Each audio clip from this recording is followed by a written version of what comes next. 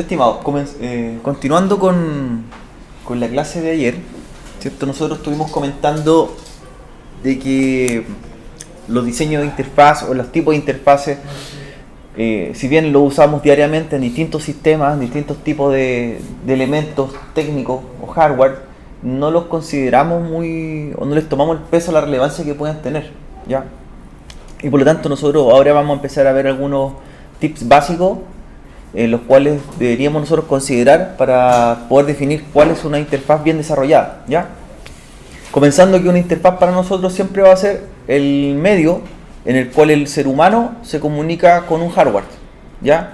Por lo tanto, la interfaz va a ser el elemento programado que va a estar entre el sistema operativo, kernel y hardware.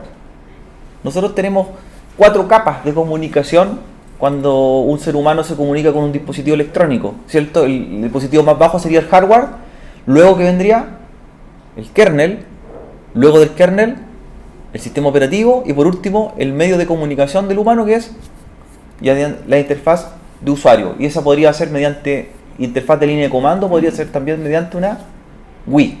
¿Ya? Hay 2 tipos de interfaces que nosotros tenemos que diferenciar y que se han usado durante la historia, ¿ya? La CLI y la GUI.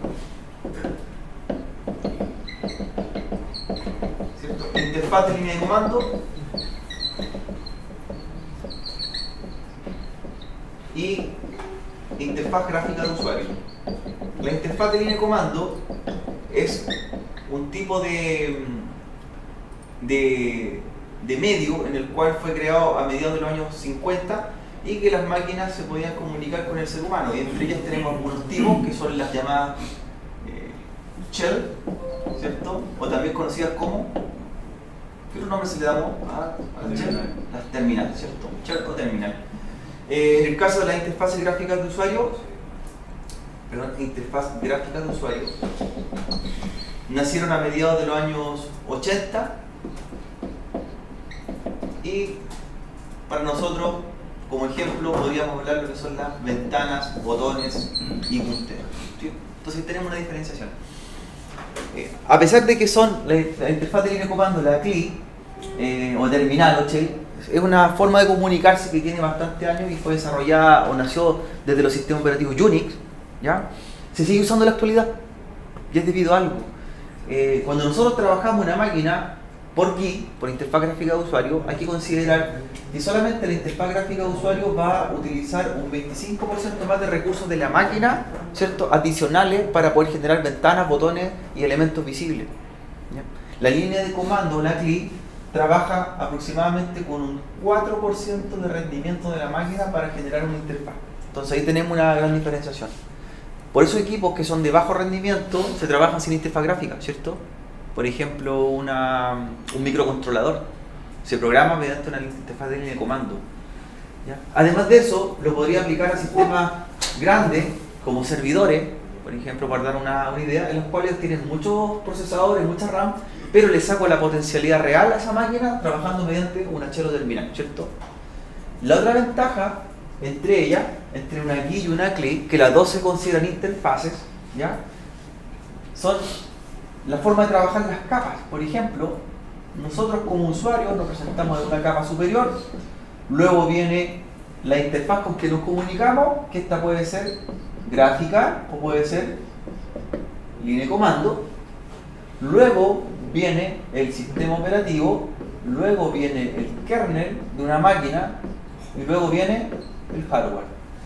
La gran diferencia al trabajar con GUI o CLI es que la GUI necesita el usuario pasar de esta forma para llegar finalmente a los lenguajes de programación de bajo nivel, ¿cierto?, al físico, a los bits.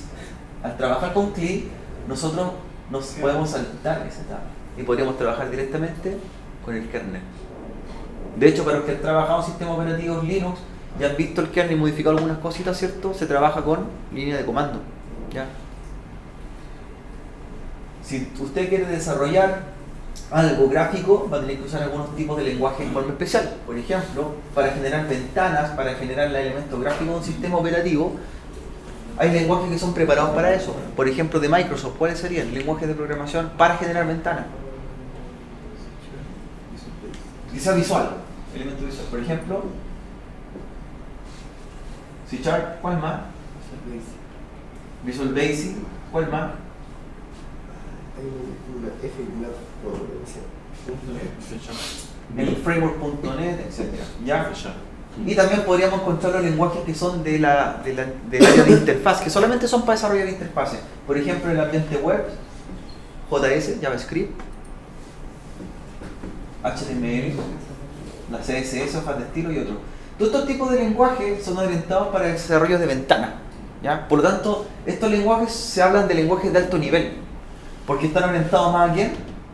Al usuario, lo que ve la persona, ¿sí? Pero hay lenguajes que son orientados también por este enfoque, que son de shell o terminal, que se llaman lenguajes de bajo nivel, y son lenguajes más orientados a programación máquina. Por ejemplo, ¿cuáles podríamos denominar acá? Sí. Python. Por ejemplo, los lenguajes, los Bash, Python, también cae acá en esta característica.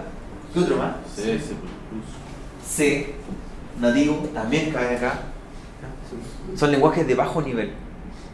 Por lo tanto, estos lenguajes trabajan más directamente entre el kernel y el hardware de un dispositivo. Ya trabajan en lenguaje binario, en hexadecimales, la programación es de ese tipo. Son lenguajes más potentes, ¿cierto? Yo puedo trabajar cosas más profundas en el hardware. En cambio, los lenguajes superiores son más de diseño, por lo tanto se enfocan más de aquí hacia arriba. Usted puede trabajar o puede elegir algún tipo de especialización, si quiero desarrollar para CLI o desarrollar para GUI, ¿cierto? ¿Cuál es mi enfoque? Trabajar con circuito electrónico, entonces voy a tener que trabajar con esta área, este enfoque de lenguaje, o voy a trabajar con orientado a interfaz de usuario, por lo tanto voy a trabajar con lenguajes más gráficos, ¿ya? Hay una diferenciación, ¿sí? Entonces, hay dos caminos que seguir. Hay un lenguaje que puede hacer ambas cosas y que está metido en los dos mundos, que puedo también trabajar tanto con terminal, puedo trabajar a bajo nivel y también podría trabajar a alto nivel. ¿Cuál será de esos lenguajes? C. Por eso C sigue siendo el padre de los lenguajes de programación. Porque con C yo podría desarrollar una interfaz, desarrollar algo visible, como también trabajar a nivel de bits. ¿Ya? Hay otro que también trabaja muy similar. ¿Cuál es el otro lenguaje? Python es más para acá, más bajo. Porque Python tiene que apoyarse a otros lenguajes para hacer interfaz. ¿Está por acá también? Java. Java también hace algo muy similar a C. Con Java usted puede trabajar con interfaces. Ustedes se han dado cuenta que pueden desarrollar una caja, un formulario, pero también podrían trabajar mandando, por ejemplo, bits o mandando comandos a máquina, ¿cierto? ¿Ya? Por ejemplo, los sistemas operativos en sí como tal, están desarrollados en un lenguaje. ¿Ya? Y aquí, independientemente de la plataforma que nosotros, por ejemplo, podamos hablar, si estamos definiendo un sistema operativo Microsoft, está desarrollado con C. Estamos hablando de un sistema operativo Linux, también está desarrollado con lenguaje C. Lo que cambia es la forma como uno hace las interfaces de ellos, ¿ya? Ahí viene la diferenciación. ¿Qué lenguajes se ocupan para ambos mundos? Si mi sistema operativo es basado en tecnología Microsoft, se da por hecho que las interfaces van a estar hechas con lenguajes Microsoft, ¿cierto? C#, por ejemplo, por dar vamos a mencionar algunos. Si mi sistema operativo es Linux, la interfaz gráfica va a estar desarrollada, por ejemplo, entre Python, asociado con otro lenguaje de acá. ¿Ya? Por eso hay framework. Tú nombraste por ahí Python, ¿cierto? Sí. Python netamente orientado a bajo nivel, pero también puede hacer cosas de alto nivel.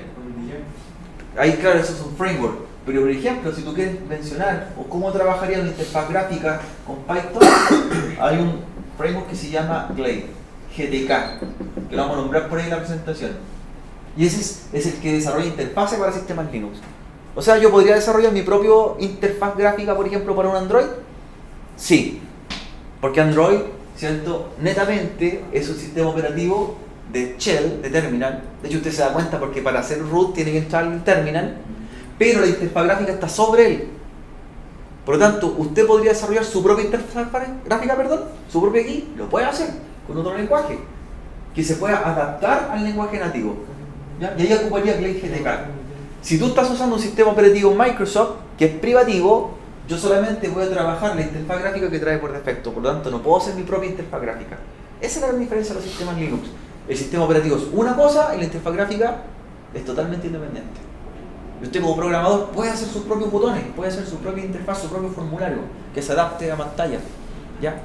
A su gusto, lo personaliza. En cambio, en lo otro, está trabajando en una interfaz que fue desarrollada e integrada con el mismo sistema operativo.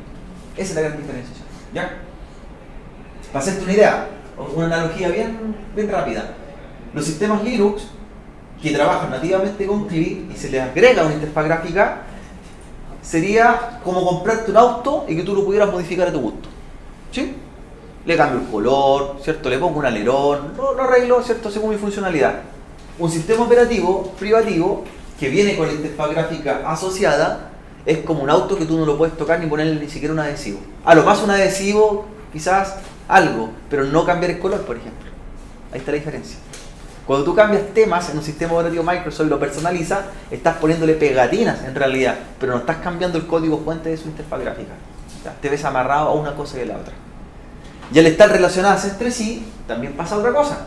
Un sistema operativo Linux que nativamente es por línea de comando, si se cae la interfaz gráfica, ¿afecta al sistema operativo? Por ejemplo, falla mi interfaz gráfica, ¿puedo seguir trabajando en el equipo? Ningún problema, porque son independientes. La interfaz gráfica es una cosa y el sistema operativo es otra cosa. Y en cambio acá, en los sistemas operativos privativos, se cae la interfaz gráfica y ¿qué cae de la mano? El sistema operativo. Están relacionadas y asociadas. ¿Por qué? Porque usan las mismas librerías y las mismas fuentes de datos. De hecho, si usted usa un sistema operativo Microsoft y desglosa cómo está desarrollado, se da cuenta que tanto el kernel, el sistema operativo y la interfaz gráfica fueron hechas con los mismos lenguajes. Por lo tanto, si falla una librería de un lenguaje, cae en cascada todo. En cambio, acá en este mundo, el sistema operativo está hecho con un lenguaje, el escritorio gráfico con otra cosa y el kernel con otra cosa. O sea, todas son modulares independientes. ¿Qué es lo que se define en la orientación a objeto, cierto? ¿Qué es lo que define una de las reglas de la orientación a objeto?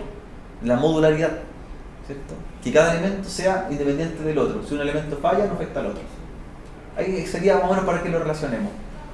Y si lo analizáramos como Microsoft o el sistema Windows, sería estructurado, ¿cierto? Como la programación estructurada. Cae una cosa, cae todo. Ahí tenemos diferenciaciones más o menos para que entendamos el mundo de los interfaces gráficas y para dónde van, ¿cierto? Y cómo son.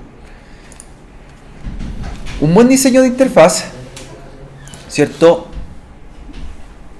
Adelante, es el que genera elementos visibles para el ser humano. Y dentro de estos elementos visibles que ya lo estamos mencionando, de las interfaces gráficas, las GUI, ¿cierto? Habla de las ventanas, ¿cierto? Ya para nosotros relacionar las ventanas es bien común, iconos y menús. Esa sería la base para trabajar o crear mi propio interfaz gráfica. Tiene que tener estos elementos.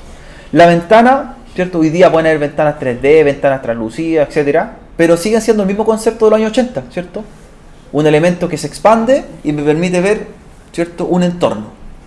El icono, hoy día, si lo analizamos hace 30 años atrás, se inventó un icono que representaba un basurero, hoy día sigue siendo algo muy parecido, ¿cierto? Y que tiene que representar cosas del mundo real, eso sí, ¿ya?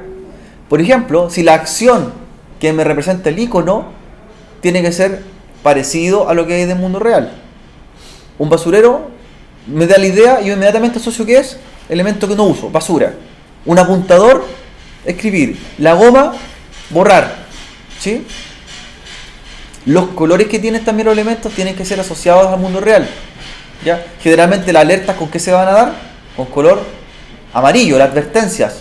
Los errores, con rojo. Y los aciertos, con verde, ¿cierto? Son elementos que uno tiene que considerar. O sea, el icono que usted va a agregar en su interfaz tiene que ser que se entienda y que represente lo que va a hacer. Una impresora, yo veo el icono de una impresora, no tengo ni que saber leer para saber que voy a imprimir el documento, ¿sí? Los menús, otro punto clave en un diseño de interfaz gráfica, tiene que ser pensado y que tenga las acciones relacionadas con la orden al lenguaje que va a hacer. Por ejemplo, copiar, aparece ¿qué cosa? Copiar. Cortar, aparece una tijera. Borrar, ¿cierto? Eliminar, agregar. O sea, los elementos, la palabra que diga, la acción o el verbo, sea lo que va a ser el elemento del menú. ¿Ya? Siempre son en verbos. ¿Se han fijado eso los menús? Son acciones, ¿cierto? Avanzar, retroceder, cortar, pegar, ¿cierto? Grabar, eliminar, etc. Los menús o acciones son elementos declarados en verbo. Los iconos representan figuras y las ventanas es lo que despliega todo visible para el usuario. ¿Sí? Otro elemento más que se considera en una interfaz gráfica, aquí están los apuntadores, que para nosotros serían los cursores, ¿sí? ¿Un cursor está presente en una interfaz gráfica de usuario? Sí, ¿cierto? Que es el puntero. ¿Y está presente en una línea de comando el cursor? Sí, está presente. ¿Qué es lo que parpadea esperando un comando cuando estamos en la terminal? Cuando programamos un router Cisco, ¿qué parpadeaba? Era un apuntador también. ¿Qué es lo que genera el apuntador? En este caso el cursor espera una acción o un comando a ser ingresado. ¿Cierto? Cuando nosotros escribíamos en Apple, parpadeaba porque esperaba otra cosa más. Enter. ¿Cierto? Configure terminal, parpadeaba para generar algo más. ¿Ya?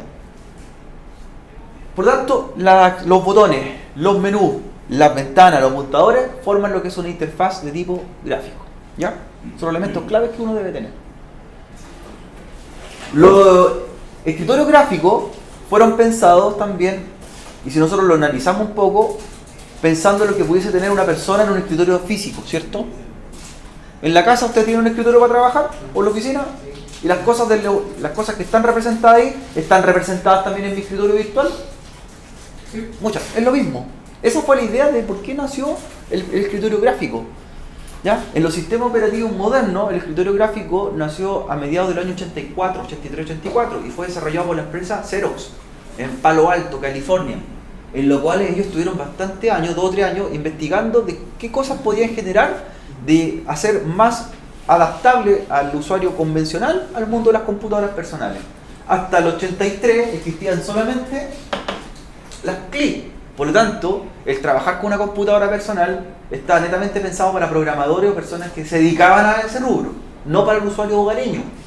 Entonces ahí Xerox, la empresa Xerox, tuvo la idea, y con su grupo de diseñadores, un grupo de ingenieros, crear algo o llevar esto tangible del mundo real a un elemento virtual. Y ahí apareció el puntero, el mouse. ¿Qué más apareció? Ventana, menú, botones. ¿Ya? Si ustedes tienen la posibilidad de ver la película Los Piratas de Silicon Valley, los que no la han visto. ¿La han visto con alguien o no? ¿Cómo se llama? Los Piratas de Silicon Valley. Vean esa película, está en YouTube, es un documental. Los Piratas de Silicon Valley muestra la verdadera historia de cómo se creó el escritorio gráfico. ¿Ya? ¿De dónde nació la idea? Ahí muestran que Xerox fueron los desarrolladores, en los cuales Bill Gates, ¿cierto? Cuando estaba comenzando su empresa Microsoft, junto a Steve Ballmer, fueron a Xerox y lo que hicieron fue pedirle unas computadoras, ¿cierto? En las cuales ya habían instalado un escritorio gráfico para ver y conocer cómo funciona este mundo. ¿Ya? Pero no se imaginaron la gente de Xerox que después, al año siguiente, Microsoft empezó a vender computadoras traídas desde Asia con un sistema operativo preinstalado en el cual ya venía un escritorio gráfico. ¿Ya? O sea, esa idea que eventualmente la declaró Bill Gates para aprender, dijo, quiero ver cómo funciona su escritorio gráfico de que se trata este mundo, como no estaba patentado el producto o la invención, ellos lo adoptaron a su sistema operativo. Entonces tomaron la idea del escritorio gráfico y copiaron, no que la copiaron en realidad, se basaron en ello y con sus propios lenguajes de programación hicieron también un escritorio gráfico que es el que conocemos hoy día de Windows. ¿Ya? Y de hecho el nombre Windows viene de ventanas, ¿cierto? Asociaron ventanas. ¿Ya? ¿Qué pasó en esa misma película? Y les voy a hablar la historia de Steve Jobs. ¿Qué pasó? Porque Apple empezó su demanda contra Microsoft, ¿ya? Porque Apple, simultáneamente con Xerox, empezó a desarrollar también una idea de un escritorio gráfico. En este caso Steve Jobs, con su grupo de desarrollo, con Steve Wozniak. Pero el problema que hicieron ellos es que se demoraron mucho en lanzar al mercado y la idea no la patentaron. Entonces, ¿qué pasó? Después que salió al mercado, empezó a ver que Microsoft empezó a traer mucho equipo que venía preconfigurado con un sistema operativo con ventana. Ellos llegaron tarde al comercio o al mercado del escritorio gráfico. Entonces quiso empezar a hacer un proceso legal, a demandar a Microsoft, pensando que ellos fueron los desarrolladores del escritorio gráfico, en lo cual no fueron en realidad. Apple no es desarrollador del escritorio gráfico, fue Xerox. Y tanto Microsoft como Apple tomaron la idea, ¿cierto?, de llevar este elemento a un sistema operativo. La gran diferencia es que Microsoft lo hizo antes. Lo hizo antes. ¿Ya? Y la otra diferencia fue, ¿por qué se demoró tanto Apple? Se demoró un año después, lo lanzó el 85, cuando Microsoft lo lanzó el 84. Y en el mundo de la informática, un año más, un año menos es mucha ventaja para el enemigo, ¿cierto? La diferencia fue la siguiente. Apple fabricaba su hardware, ¿cierto? Fabricaba su sistema operativo y también fabricó su entorno gráfico. Entonces ellos, con sus propios ingenieros, trataron de desarrollar algo y se demoraron mucho tiempo investigándolo. ¿Ya? En cambio, Microsoft solamente desarrolló sistema operativo, nada más. ¿Qué es lo que hizo? ¿Qué fue lo que tuvo que hacer? Y desarrollar el escritorio gráfico y agregarlo. Y las computadoras eran de otros fabricantes. Entonces ellos no inventaron hardware, sino que el hardware ya estaba, por lo tanto ganaron tiempo y simplemente crearon algo para agregar un sistema operativo. En cambio, Apple tuvo que hacer las tres cosas: hardware, sistema operativo y escritorio gráfico. Y por eso se demoraron un año más en sacarlo al mercado mundial. ¿Qué pasó? Cuando Apple sacó su sistema operativo, ya, que se llamó la primera computadora Macintosh con sistema operativo ya gráfico, Microsoft ya tenía más de 1 millón de equipos vendidos en el planeta. Entonces llegó tarde. ¿Ya? Ese fue el gran golpe comercial que dio Microsoft y con el escritorio gráfico.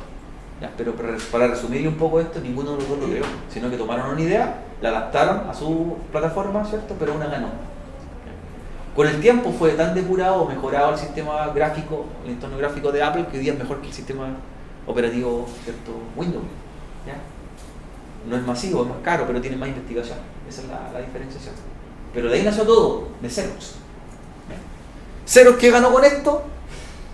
Nada. Nada ganó. Simplemente Xerox, hoy día, imagínense la posibilidad. Xerox es una empresa que fabricó hardware durante muchos años y estaba investigando, se desarrolló su propio sistema operativo y su interfaz gráfica. Si Xerox lo hubiera lanzado solo como empresa, hoy día el mundo que conocemos de la informática sería distinto, ¿cierto? La empresa líder del sistema operativo sería Xerox y la empresa líder de hardware sería Xerox también, porque ellos tenían todo listo, pero no lo lanzaron, sino que lo tenían en proceso de investigación. Y Bill Gates fue visionario y dijo: présteme una máquina para ver cómo funciona y estudiarlo, digo. Es como cuando el compañero le dice: préstame tu código, a ver cómo está. Y después la nota se saca un 7 y ve que lo único que puso fue su nombre. Algo así para que lo entendamos. ¿Ya? Y usted, que hizo el código y que no lo presentó antes, se sacó un 4. Y fue porque lo entregó atrasado. Y el compañero que no hizo nada se sacó el 7. ¿Cómo se siente usted? Frustrado, en cierta forma. Aquí no pasa eso, ¿cierto? No. Nunca ha pasado. No. Nunca ha pasado. Ya. Entonces ahí tenemos algunas ideas, jóvenes, que podemos agregar a nuestro estudio. ¿Qué les recomiendo? Una de las ventajas de las interfaces gráficas, aquí hablemos como interfaces gráficas en términos generales, ¿cierto? No lo amarremos a una tecnología, ni a una empresa, ni a un fabricante. Tienen que ser fáciles de aprender, ¿ya? Es decir, yo tomo un escritorio gráfico de una máquina, de un sistema operativo, de algo, y debo demorarme menos tiempo en usarlo que en aprender a usarlo. No sé si me explico. O sea, si usted toma este dispositivo y la intención suya es llamar con el teléfono, no puede demorarse más en aprender a llamar que en llamar. ¿Ya? Eso se llama curva de aprendizaje, ¿cierto? Cuando yo tomo una interfaz gráfica, debo demorarme, por decirte, en aprender a llamar 1 minuto y en llamar 1 minuto, que sean paralelas. Pero no 1 hora en demorarme a aprender cómo se puede llamar en el teléfono para una llamada de 1 minuto. ¿Ya? Si quiero ser una persona que va a trabajar en una oficina, no puedo demorarme una tarde completa en aprender a encender y apagar el equipo, y voy a gastar todo ese tiempo de producción en aprender solamente esas dos cosas. Y eso se refiere a que sea fácil de aprender y utilizar. O sea, casi usted sentarse, un par de instrucciones y ya entenderlo. ¿Ya? Entenderlo. Y esa facilidad también se basa a que sea preparado para distintas idiosincrasias o tipos de personas. ¿Ya? O sea, un niño, un adulto, un chino, un chileno, no importa la nacionalidad, no importa, ¿cierto?, la edad, que pueda aprender a usarlo en forma rápida. ¿Ya? Esa es una de las ventajas, una de las tips que deben considerar ustedes para poder definir un buen escritorio gráfico, una buena guía. ¿Ya? Debe tener muchas pantallas, pero que no pierda de vista una de la otra o la anterior. Un sistema mal desarrollado, una guía mal desarrollada, es cuando usted tiene que pasar de una ventana a otra y tiene que estar retrocediendo y está todo en pantalla y tiene que volver nuevamente. ¿Se acuerdan? para hacer un resumen de cómo era Office 2000 o Office 2003, para los que lo usaron en algún momento. ¿Cuántas cantidades de menús tenía en la barra superior? Tenía una pestaña que había menú con otro menú y otro menú y otro menú, ¿cierto? Ese paradigma de programación de interfaz tenía Microsoft antes de poner un menú que fuera muy buscado para encontrar otra acción. Y en sus sistemas operativos también. Usted, si se recuerda, Windows 98, Windows XP, también lo mismo. Uno tenía que aprender rutas de memoria casi para buscar esta cosa, para cambiar esta cosa, que el panel de control, que esta ruta, esta ruta. Windows XP, Office y todos los software Microsoft eran así. ¿Qué pasó después con los años? Si se recuerdan de Windows Vista en adelante y de Office 2007 en adelante, Office 2007 dejó de tener tanto menú, sino que estaba todo presente en pantalla, ¿cierto? O sea, yo no tenía que estar cambiando pantalla para poder grabar, imprimir en el Office, ¿cierto? Editar. Y en Windows también, por cierto, estaba todo presente en la misma pantalla. Y hoy día los sistemas operativos de Microsoft y su escritorio gráfico y su software se basan en lo mismo, que esté todo presente y yo no tenga que avanzar ni retroceder mucho. Incluso tengo un buscador propio, ¿cierto? Que tenga que buscar ahí mismo y el resultado aparezca ahí mismo. Un buscador integrado. ¿Ya? Eso cambió también en la versión antigua de los sistemas operativos. Microsoft tenía un explorador de archivos, ¿se acuerdan? Que no buscaba cosas, pero del disco duro, ¿cierto? De información que estaba registrada. Y tenía otro explorador que era para buscar, ¿qué cosa? El funcionamiento del sistema operativo. Eran dos exploradores distintos. Ya antes tenía una mascota, si se acuerdan. Un perrito y un mago Merlín. ¿Se acuerdan que había un buscador? ¿Cierto? ¿Se acuerdan de eso, no? También lo tenía. Y el asistente que tenía Office también tenía un asistente que lo eliminaron por completo. Porque lo que hacía eran dos herramientas por separado que finalmente buscaban lo mismo.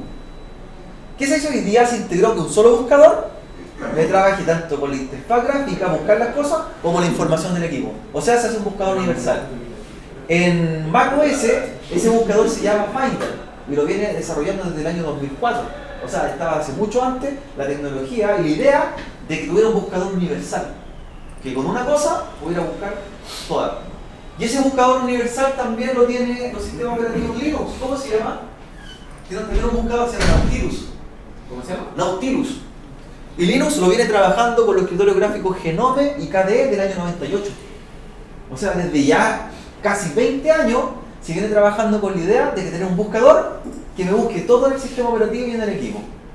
Recién, hace 10 años, lo está trabajando Microsoft, ¿cierto? En su sistema operativo. O sea, hay tecnología que la vio en algún lado en algún momento y la quiere ahora adaptarla a las necesidades actuales. Y eso es lo que trabajamos hoy día, un buscador que sea universal. ¿Sí?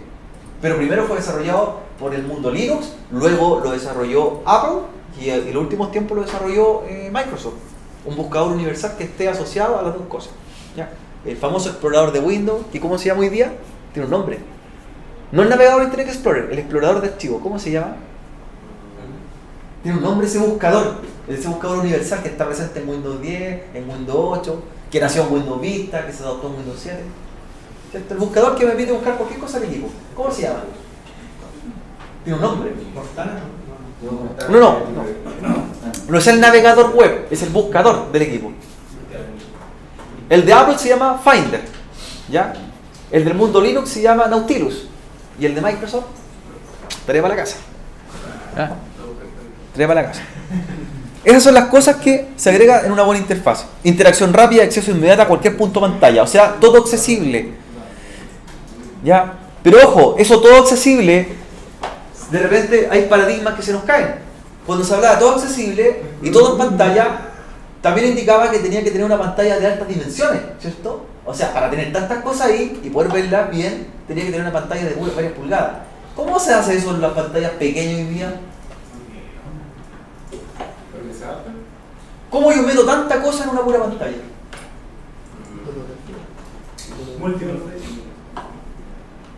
Hoy día la tecnología multitouch me permite también cambiar de pantallas en un solo nivel, ¿cierto? Con un toque. Con un solo toque. Porque tampoco yo en 4 pulgadas, ¿cierto? En 3 o 4 pulgadas no puedo meter tanta información como las podría poner en una pantalla de 21 pulgadas, en un monitor de alta resolución. No puedo. ¿Sí? Multiscreen, multipantalla. Que una pantalla, un escritorio esté detrás otro, ¿cierto? Los escritorios 3D. Es decir, no pierdo lo que está uno, sino que el otro está trasfondo. ¿Ya? Claro. Los escritorios multipantalla vienen del mundo Linux de KDE del año 97, 20 años. Y recién hoy día lo están siendo populares en otro sistema operativo. Entonces tenemos referencias para poder entender de dónde viene la interfaz gráfica. ¿Ya? Para poder desarrollar una interfaz gráfica, ¿cierto? Que esto lo tiene que hacer cualquier ingeniero de software o programador. Queremos desarrollar una interfaz gráfica no solamente pensando en un sistema operativo para un computador, ¿ya? Para cualquier elemento que va a tener contacto con un humano, podría ser un tótem de información, ¿cierto? ¿Ya? Una máquina, ¿cierto? un microondas, un juguete, etc. Primero, dice, analizar y comprender la actividad del usuario. O sea, primero entender cómo la persona se va a relacionar con esa interfaz. ¿Ya? Ah, no, es que hago, ¿cierto? Una pantalla que va a ser, quiero hacer una interfaz gráfica que sea táctil, porque todos los usuarios van a poder usarla. Usuarios usarla. Ya, ¿qué pasa con las personas que tienen capacidades diferentes? ¿Viene la pregunta? Ahí es la pregunta. No tienen extremidades. No puedo hacer contacto táctil con los dedos. Entonces, ahí empieza el problema. Y uno tiene que empezar a resolver la idea ahí. O sea, uno puede pensar cosas muy bonitas en la cabeza, pero tiene que saber que hay personas que, como dice su nombre, son usuarios que van a usar esto. ¿Ya? ¿Cómo lo empiezo a hacer? ¿Ya? Ahí empieza la pregunta. ¿Ya? Luego que usted analiza, dice, analiza y comprende las actividades del usuario, primero las cosas que va a hacer la persona sobre ese tipo de interfaz y qué tipo de usuario va a ser, ¿por cierto? Tengo que pensar en algo que lo pueda usar la mayor cantidad de personas en el mundo, ¿ya? Pero que tampoco no dejar fuera a las personas que no tengan las capacidades iguales a todos para poder trabajar en esa interfaz. Por lo tanto, debo tener el plan de contingencia. En el caso de los sistemas operativos, ustedes muchas veces han visto que tiene un asistente visual, ¿cierto? Que es una lupa que me permite aumentar el tamaño para poder ver un poco más cuando tengo problemas visuales. ¿Ya? Pero que ya, soluciono en algo. ¿Cómo lo hago ahora con las personas que tienen problemas, por ejemplo, donde tienen cero visión?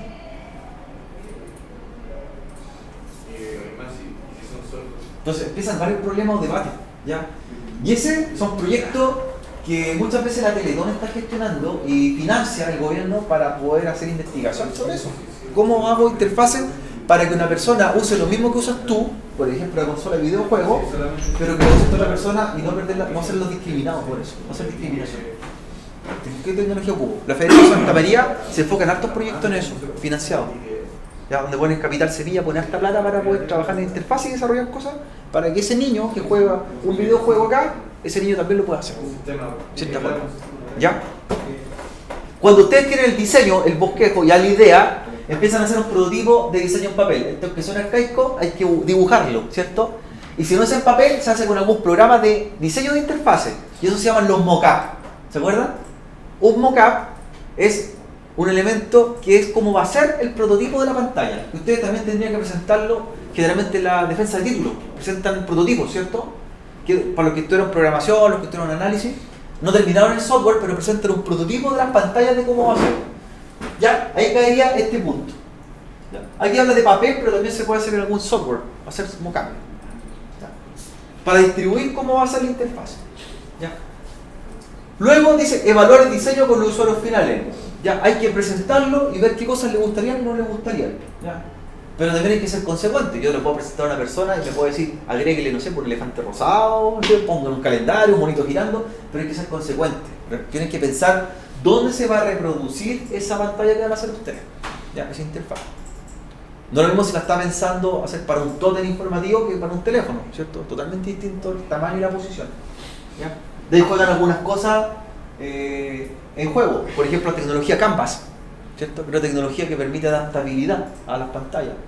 Que donde vea la interfaz se ve igual, siempre.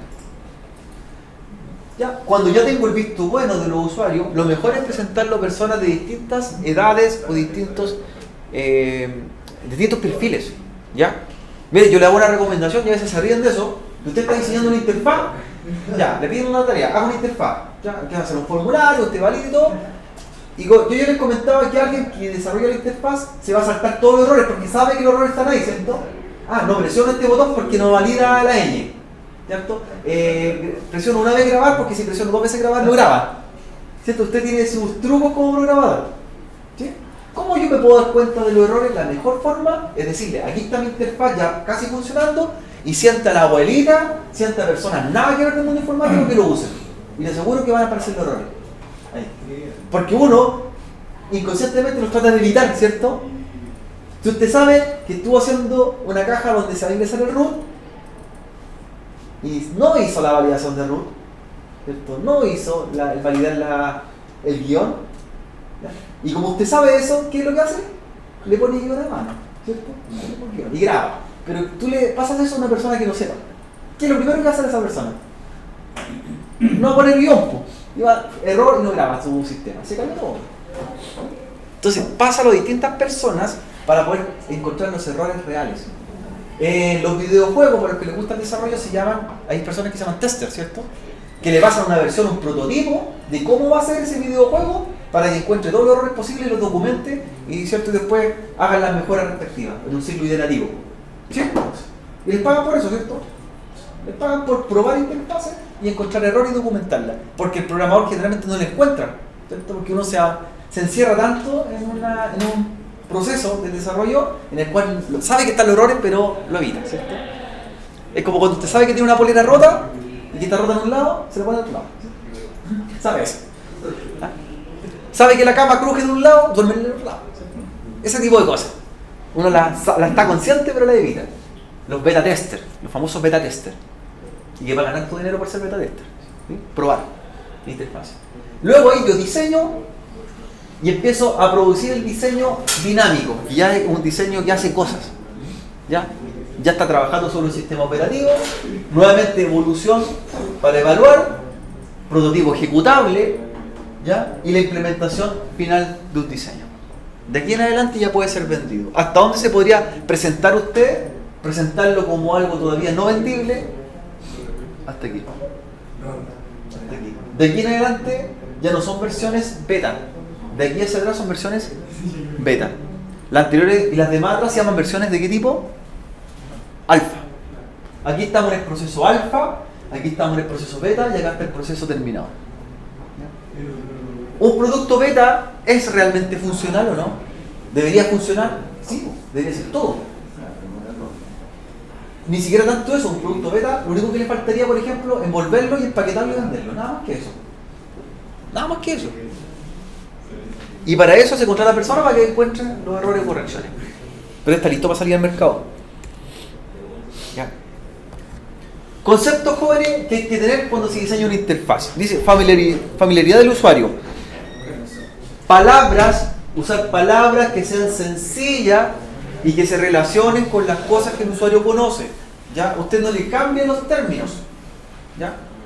Si para cortar un documento, toda la vida usted sabe que la palabra cortar es cortar, ¿cierto? No le voy a poner otra cosa, como los españoles, ¿cierto? Que cambian todos los sentidos de las palabras. Y una palabra que yo la conocí toda la vida de una forma, y ellos la ponen de otra forma. ¿Ya? Si limpiar es limpiar, borrar es borrar, no le pongo otra cosa. ¿Ya? Siempre acostúmbrese a usar los términos reales del mundo que usan las personas, aplicarlo también en los mensajes o las cosas que va a decir su interfaz. ¿Ya? La consistencia, ¿cierto? Tiene que ser que una cosa se relacione con otra. Es decir, si tengo un menú que me va a decir atrás, el que sigue va a tener que ser adelante, ¿cierto? Si uno dice retroceder, el otro avanzar. ¿Ya? Si uno es copiar, el otro pegar. Todas las cosas que se relacionen, eso se refiere a la consistencia. Si tengo una acción o varias acciones que tengan relación entre sí, ¿cierto? ¿Ya? No que si me dice copiar y hace otra cosa y me manda otro menú que diga, no sé, puedo imprimir. Nada que ver.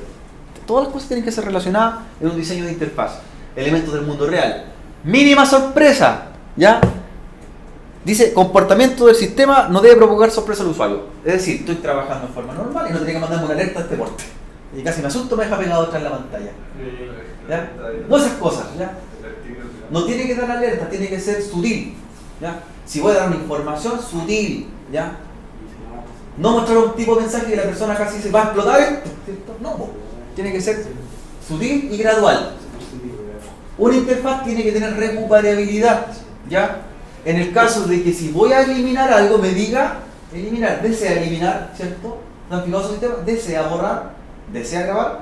Tampoco no es bueno abusar de ello. Había sistemas operativos, interfaces, que preguntaba tanto que se volvía ya tedioso. No sé si se acuerdan cuando salió Mundo Vista. ¿Cómo preguntaba? Es bueno preguntar porque me dice qué cosa viene, ¿cierto? La acción. Si voy a borrar, si voy a grabar, si voy a eliminar. Pero con eso basta, ¿cierto? Pero no que me diga, ¿estás seguro? ¿Pero está recontra seguro? ¿Sí? ¿No? Ese tipo de cosas ya suena fastidioso, ¿ya? Preguntar una cosa, pero preguntar tanto, ¿cierto? Es demasiado para una interfaz por usuario, ¿ya? ¿Te han dado cuenta de eso, no? ¿Sí? Tampoco es bueno que no diga nada, ¿cierto? Imagínense que presioné y después me dice, se borró, ¿cierto? Hice un drop database y después se borró. Por el botón de no guardar. Exacto, tiene que decirme, advertirme algo. Cuando son acciones que van a generar o van a repercutir bastante en un sistema, tienen que decir lo que va a hacer, ¿cierto? Y con una vez que me diga, basta, ¿cierto? Me dijo una vez, basta con eso. No repetir tantas veces, pero va a grabar. Si usted graba, se inserta en un registro, perfecto. Si usted borra, se elimina el registro, perfecto. Y usted está en conciencia después de que si hace la acción, ya supo o le dijeron lo que iba a pasar, ¿ya? Eso se refiere a la recuperabilidad. Confirmar en caso de acción destructiva, ¿cierto? Va a borrar, ¿está seguro que se va a borrar? Cuando hace un drop database, ¿está seguro que va a borrar la base de datos? ¿Ya? No que le diga después, el mensaje siempre tiene que ser antes de la acción, no después de la acción, ¿ya? Otro tema que tengo acá. ¿Se han fijado que los sistemas, o ustedes mismos, cuando hacen una interfaz, avisan, por ejemplo, se va a insertar un registro o se borró un registro, pero no avisan después si se borró o no? Y uno queda con incertidumbre como usuario. ¿Se habrá borrado o no? Dicen. ¿Se habrá grabado o no? Y tiene que ir a la base de datos, revisar si se grabó o se borró. Eso no debería ser así. Si yo confirmé una acción, ya sea positiva o negativa, tiene que haber un mensaje de verificación después que diga se borró realmente, o se grabó en forma OK, o se borró en forma OK. Sí. Tiene que ser. ¿Sí? Tiene que ser. Y con eso basta. Hay que dar guías al usuario. Hay que ir explicándole las cosas que van a pasar. Eso se ocupa bastante con los mensajes desplegables, ¿cierto?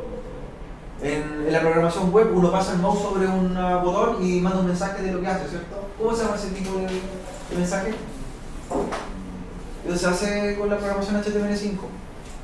Paso el mouse y me manda el mensaje de lo que hace el botón o el mensaje de acción. Los títulos, ¿cierto? Los títulos. Ya, ese tipo de cosas se agrega y esas son guías para el usuario, y diciéndole qué va a pasar o qué va a hacer. Diversidad del usuario, pensar que nosotros nos podemos encontrar con distintos tipos de personas. Niños, ancianos, adultos, de etnia distinta, ¿cierto? De cultura distinta, y por eso también nuestro mensaje tiene que ser adecuado para que todo sea entendible en todo el mundo, ¿ya? Hoy día la forma general de desarrollar una interfaz sería en idioma inglés, ¿cierto? Ese sería el lenguaje estándar para nosotros, ¿ya? Programar en inglés, mensaje en inglés y todo el elemento en inglés. Porque el inglés lo tiene que entender cualquier persona del planeta, ¿cierto? Eso está muy claro. No, nosotros no. Ellos se adaptan a nosotros como españoles. Nosotros adaptando al idioma inglés, ¿ya?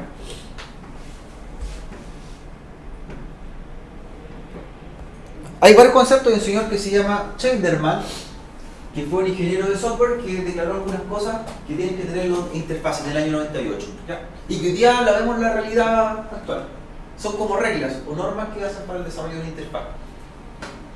Que las cosas tienen que ser lo que hacen, que los objetos en pantalla cumplan su objetivo, que sea rápida e intuitiva. Hay un concepto que no me gusta usar a mí y lo ocupan bastante, que dice interfaz amigable. ¿Qué es una interfaz amigable? ¿Es una interfaz que lo acompaña al asado el fin de semana? ¿Que sale de copa? ¿Qué nosotros podríamos decir una interfaz amigable? No me gusta usarlo mucho y lo ocupan bastante los estudiantes de informática. ¿Qué es una interfaz amigable? Que sea agradable a la vista. Sería algo así, ¿cierto? Esto, lo mismo. Esto es amigable, intuitivo, que me vaya dirigiendo las cosas que hacer y que sea rápido de aprender. No más que eso. Me suena más bonito que sea amigable. Está tan usado ese término, ¿cierto? Interfaz amigable. Yo me río un poco. Amigable, ¿cierto? Salgo de copas con el interfaz. Amigable, mi amigo del alma. Esto es amigable en realidad, ¿cierto? Cambiémoslo por este concepto. Rápido de aprender, fácil de aprender, que haga la acción, que si yo arrastro hacia allá, ¿ya? Hoy día se ocupa una interfaz amigable, bastante, la tecnología que se llama drag and drop, ¿la han escuchado hablar? Se ocupa harto el HTML5 y los sistemas nuevos se trabaja. ¿Qué es? Que en vez de botón derecho, eliminar, sino que yo tome los elementos y lo arrastre y se ejecute algo. También para cargar archivos, ¿cierto? En un navegador. Que yo, en vez de adjuntar, como decía antiguamente, buscar un archivo y agregarlo, sino que lo arrastre y lo cargue en la misma página. Y esas son funcionalidades que tiene HTML5 y los nuevos navegadores, por ejemplo, ¿cierto? Que me permite manipular elementos en pantalla, botarlo, arrastrarlo, cortarlo, ¿cierto? Moverlos. Esa es la tecnología drag and drop, ¿cierto? Arrastrar, botar significa, ¿cierto? Arrastrar, botar. Drag and drop.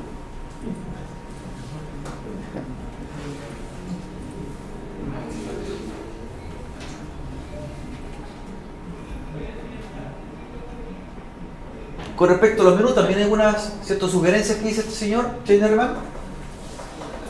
Por ejemplo, hay que evitar errores del usuario, ir sugiriéndole cosas, evitar esto. Lo que menos quiere uno es escribir, ¿cierto? Evitar teclear mucho, sino que los elementos sean con símbolos, ¿cierto?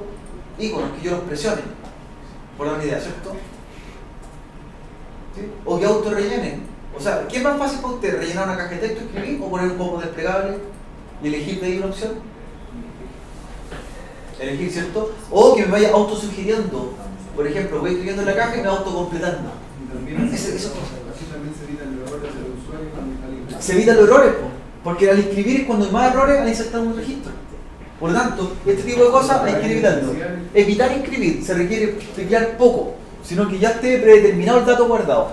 O sea, si una persona, por ejemplo, tiene un menú para ingresar ciudad, las ciudades tengan las predefinidas, ¿cierto? Guardadas ya en un listado. Porque la persona, estoy seguro que si le dice Santiago, va a escribir Santiago con Z, Santiago con mayúscula, ¿cierto? Se va a equivocar, po.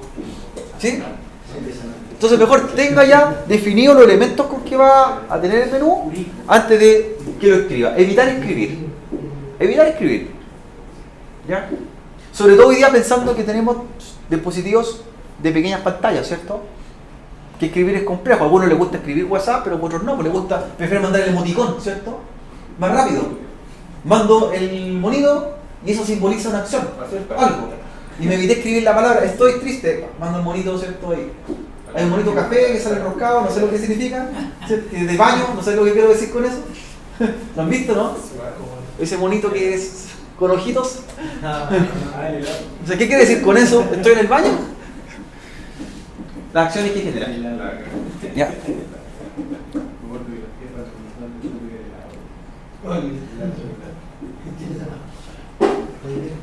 Otra de las cosas, bueno, hablar de los formularios, los lenguajes de comando, ¿ya? Son más poderosos y flexibles que los lenguajes gráficos que vienen siendo las pantallas, pero están pensados en un mercado distinto. Por ejemplo, los sistemas operativos. ¿Ya? El mundo Linux se ha caracterizado por trabajar por consola, ¿cierto? Casi toda la vida, en lo cual los comandos casi los tenía grabados acá, y usted tenía que saber el comando exacto para generar algo. Hoy día los comandos también tienen autoayuda. Por ejemplo, ¿se dieron cuenta en Cisco, en la iOS de Cisco? Tabulador que hacía después. Autocompletar el comando. También hay ayuditas por ahí. Se han dado cuenta que no es necesario que yo sea una máquina que memorice comandos, sino que es mejor que entienda lo que hace que guardarme tanta información de comandos que quizás no sean usables toda la vida, ¿cierto? En vez de aprenderme 1000 comandos en la cabeza, prefiero saber qué es lo que hace la acción para poder ejecutarla. Lo mismo le decía yo, ocupen apuntes para los talleres de Packet Tracer, ¿cierto? Si lo que interesa es que sepan hacer las cosas, más que se aprendan los comandos de memoria, porque tienen mucha ayuda, diría. Los sistemas, ¿cierto? Como le hablaba, tienen que ser elementos del lenguaje natural, tienen que ser elementos reales, ¿ya?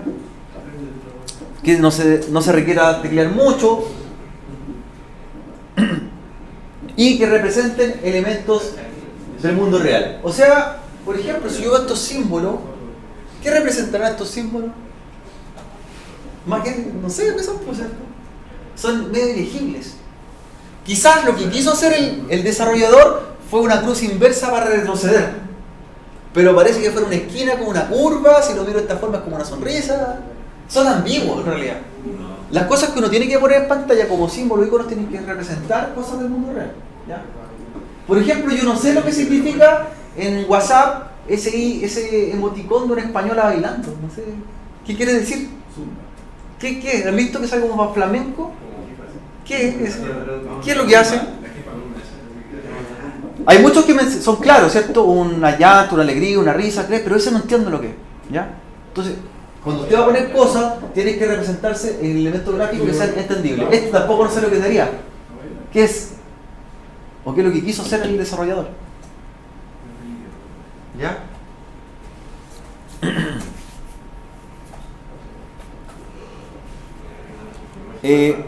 Otro elemento.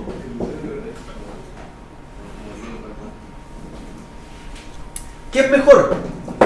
¿Qué es mejor cuando tienen que representar mucha información en pantalla? ¿Presentar números o representar elementos gráficos que muestren esos números? Por ejemplo, usted tiene que hacer una presentación y tiene que exponer de las cifras de ventas de una empresa. ¿Qué es mejor poner? ¿Qué es más entendible? ¿Poner los valores que se vendió o poner este tipo de cosas?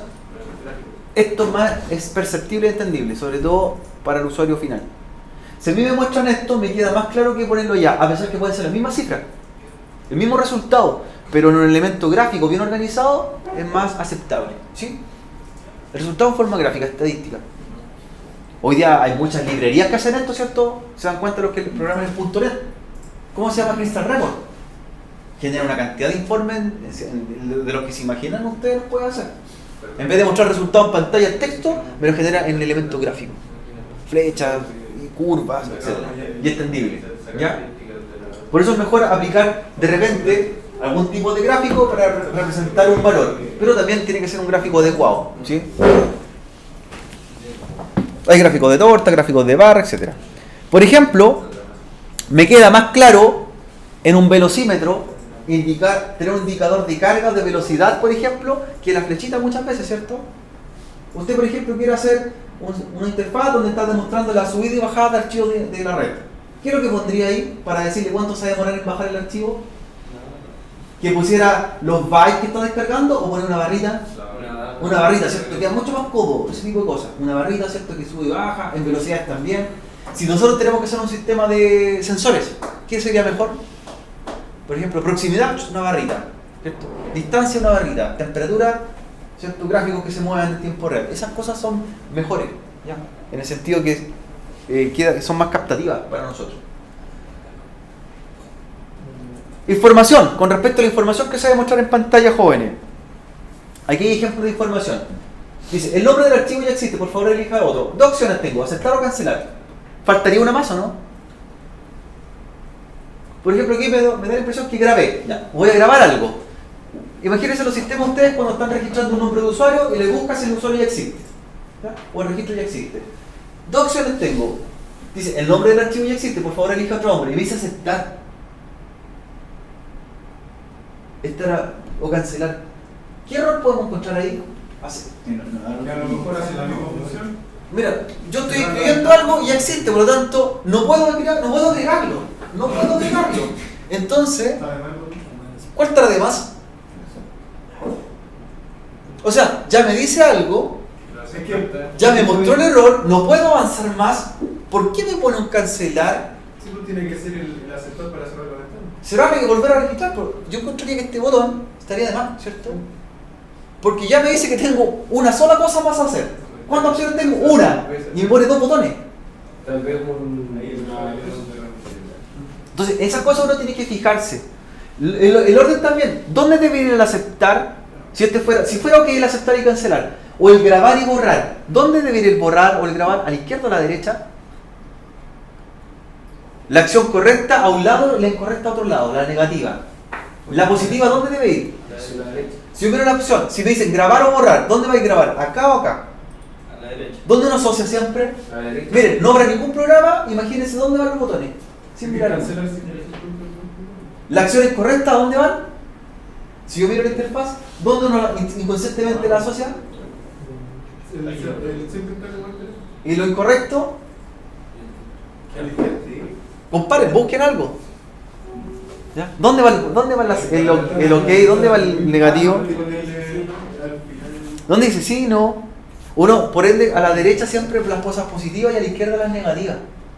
¿Cierto? Grabar, borrar. Ya, aceptar, cancelar.